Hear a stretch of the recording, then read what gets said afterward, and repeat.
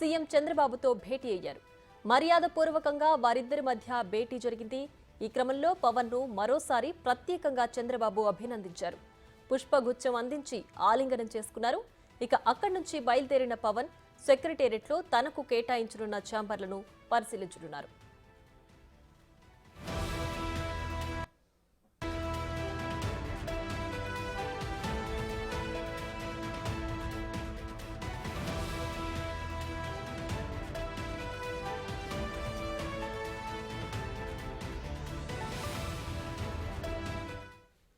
Right, ఇక జనసేన అధినేత పవన్ కళ్యాణ్ ను ప్రత్యేకంగా చంద్రబాబు అభినందించినట్లుగా తెలుస్తోంది. ఇక దీనికి సంబంధించి మరింత సమాచారం మా ప్రతినిధి శివ లైవ్ లో అందించడానికి సిద్ధంగా ఉన్నారు. శివ, చెప్పండి, జనసేన అధినేత పవన్ కళ్యాణ్ ను సీఎం చంద్రబాబు ప్రత్యేకంగా ఆలింగనం చేసుకుని అభినందించినట్లు తెలుస్తోంది. ప్రస్తుతం అక్కడున్న అప్డేట్స్ ఏంటి? ఆంధ్రప్రదేశ్ సచివాలయానికి మొట్టమొదటిసారిగా గత టీడీపీ ప్రభుత్వంలో కానీ వైసీపీ ప్రభుత్వంలో కానీ పవన్ కళ్యాణ్ ఎప్పుడు కూడా సచివాలయానికి రాలేదు. తాజాగా ఎన్డీఏ కూటమి నేతృత్వంలో కొత్త ప్రభుత్వం ఏర్పడిన తర్వాత మొట్టమొదటిసారిగా అంటే సచివాలయం నిర్మాణం చేపట్టిన తర్వాత మొదటిసారిగా పవన్ కళ్యాణ్ ఆంధ్రప్రదేశ్ సచివాలయానికి వచ్చారు. ప్రస్తుతం మనం బ్లాక్ నెంబర్ 1, ఇది ముఖ్యమంత్రి కార్యాలయం, ముఖ్యమంత్రికి సంబంధించిన ఛాంబర్, అలాగే మంత్రివర్గ ఛాంబర్. ఇక్కడ బ్లాక్ 1, బ్లాక్ 2 అంటే పైన ఒకటి ఉంటుంది, కింద 2 ఉంటున్న పరిస్థితి కూడా చూసుకోవచ్చు. సో ఇక్కడ ఏదైతే ప్రధానంగా ఉన్న పరిస్థితిని చూసుకుంటే కనుక ముఖ్యమంత్రి చంద్రబాబు నాయుడుతో జనసేన అధినేత పవన్ కళ్యాణ్ ప్రత్యేకంగా కూడా భేటీ అవుతున్న పరిస్థితి లోపల జరుగుతూ ఉంది. పవన్ కళ్యాణ్ని ప్రత్యేకంగా ఆయన ఆలింగనం చేసుకొని మరి అభినందించారు. ఆంధ్రప్రదేశ్లో ఎన్డీఏ కూటమి ఈ స్థాయిలో విజయం సాధించడానికి పవన్ కళ్యాణ్ ఇచ్చిన ఒక ధైర్యం కావచ్చు, లేకపోతే చంద్రబాబు అరెస్ట్ అయిన సమయంలో పవన్ కళ్యాణ్ జైలుకి వెళ్ళి పరామర్శించి ఆ తర్వాత నేనున్నాననే ధైర్యాన్ని, భరోసాని తెలుగుదేశం పార్టీ నేతలకి, కార్యకర్తలకి ఇచ్చిన ఇష్యూ కూడా కావచ్చు. సో వీటన్నిటిని బేరేజ్ వేసుకున్న తర్వాత విజయంలో పవన్ కళ్యాణ్ పాత్ర చాలా కీలకమైందని చెప్పి కూడా చంద్రబాబు భావించారు. సో దానిలో భాగంగానే కొద్దిసేపు క్రితమే ఆంధ్రప్రదేశ్ సచివాలయానికి బ్లాక్ నెంబర్ 1కి పవన్ కళ్యాణ్ రావడం జరిగింది. ఎదురు వచ్చి మరి చంద్రబాబు పవన్ కళ్యాణ్కి ఘన స్వాగతం పలికి ఆలింగనం చేసుకున్నారు.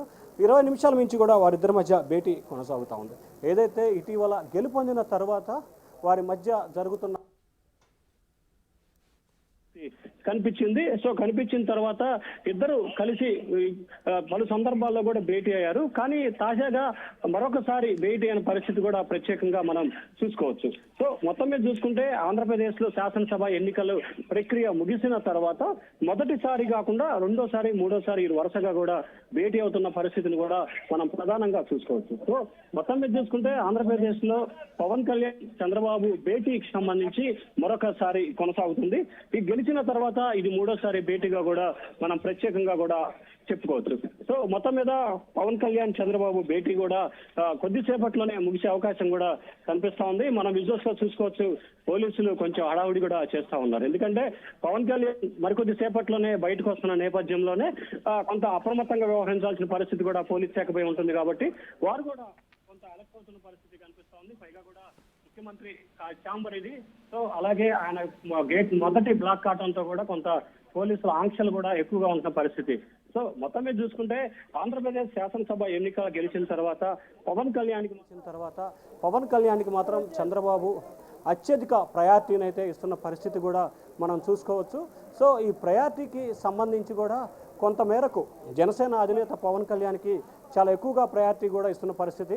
అన్ని ప్రభుత్వ కార్యాలయాల్లో ఇద్దరు ఫోటోలు పెట్టందామని కానీ, లేకపోతే మిగిలిన విషయాలకు సంబంధించి కానీ, ఇట్లా రకరకాల విషయాలకు సంబంధించి కూడా వీరి మధ్య ప్రత్యేకంగా కూడా భేటీ కొనసాగుతూ ఉంది. ఈ భేటీలో ప్రధానంగా అనేక అంశాలకు సంబంధించి కూడా చర్చకు వస్తున్నట్టు తెలుస్తూ ఉంది.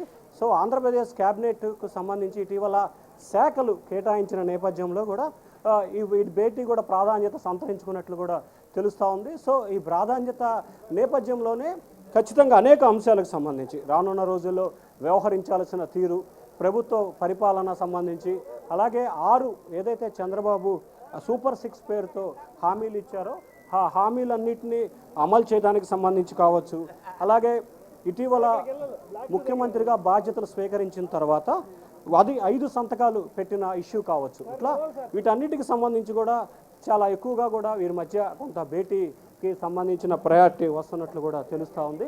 సో మొత్తం మీద చూసుకుంటే ఆంధ్రప్రదేశ్ క్యాబినెట్ సంబంధించి కూడా పవన్ కళ్యాణ్కి 3 పోర్ట్ఫోలియోలు ఇచ్చిన విషయం కానీ లేకపోతే మిగిలిన అంశాలకు సంబంధించి కూడా చాలా క్రియాశీలకంగా వ్యవహరించిన పరిస్థితి.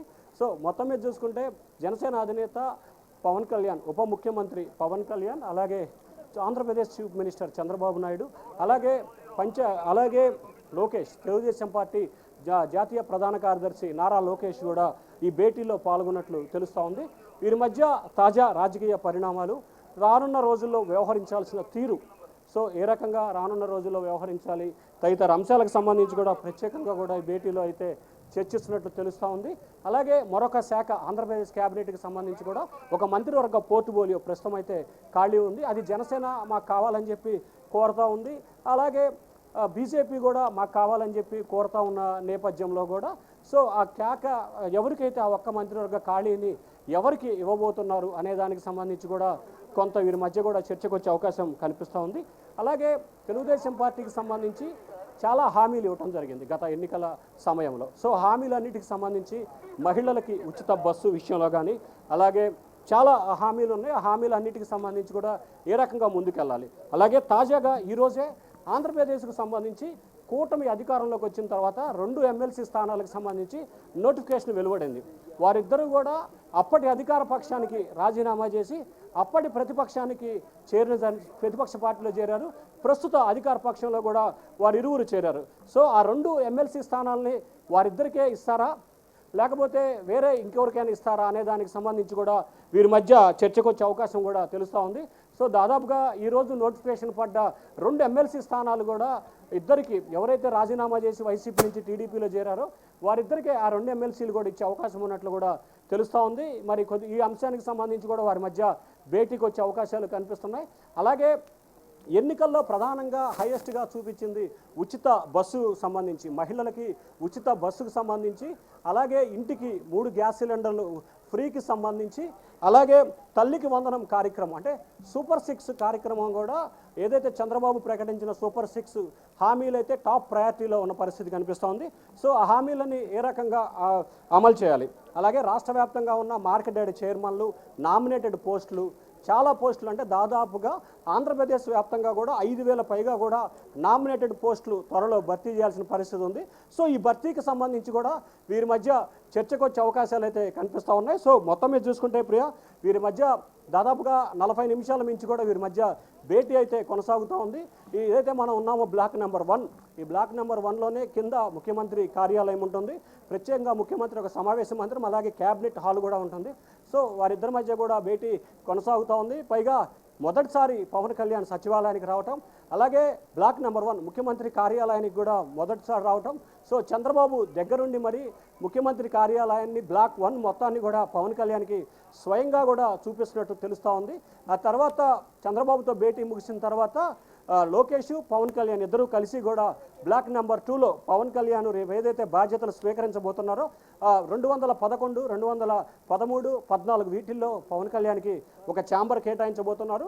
సో ఆ ఛాంబర్ని కూడా పవన్ కళ్యాణ్ స్వయంగా పరిశీలించిన తర్వాత ఇక్కడి నుంచి మంగళగిరి తన క్యాంపు కార్యాలయానికి చేరుకోబోతున్నారు. అలాగే ఈరోజు పవన్ కళ్యాణ్కి క్యాంప్ ఆఫీస్ని కూడా కేటాయించారు. విజయవాడలో ఏదైతే ఇరిగేషన్ గెస్ట్ హౌస్ ఉంది దాంట్లో గతంలో ఇద్దరు మంత్రులు ఉన్నారు. ఇరిగేషన్ మంత్రి అంబటి రాంబాబు, విద్యాశాఖ మంత్రి బొత్స సత్యనారాయణ ఇద్దరు ఉండే అవకాశం ఉంటుంది ఆ బ్లాక్లో. సో ఆ దాన్ని కూడా పవన్ కళ్యాణ్కి ఒకటి కేటాయించడం జరిగింది, పెద్ద ఛాంబర్ని. సో రెండో దాన్ని కూడా మరొక మంత్రికి కూడా కేటాయిస్తారు. సో రానున్న 1-2 రోజుల్లో కూడా ఏదైతే ప్రభుత్వం ఈరోజు పవన్ కళ్యాణ్కి విజయవాడలో నీటిపారుదల శాఖ భవనాన్ని క్యాంపు కార్యాలయం కేటాయించిందో దాంట్లో కూడా త్వరలోనే ఆయన ప్రారంభించే అవకాశాలు అయితే కనిపిస్తూ ఉన్నాయి. Priya. Right Shiva, thanks for the updates.